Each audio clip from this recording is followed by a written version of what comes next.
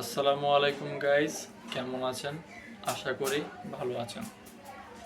আজ 11ই ফেব্রুয়ারি 2026। আপনারা জানেন 12ই ফেব্রুয়ারি 2026-এ ভোট।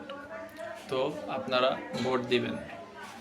আপনারা জানেন বিগত বছর আমরা একদল স্বৈরাচারীর হাত থেকে দেশকে স্বাধীন করেছি। তাই 12 তারিখ এমন দলকে ভোট দিবেন যারা ন্যায় এবং সত্যের পথে থাকে। এমন দলকে ভোট দিবেন না যারা ওই স্বৈরাচারীর রূপ ধারণ করতে পারে। এমন দলকে সাপোর্ট করবেন আপনারা যারা ন্যায় এবং সত্যের পথে থাকে।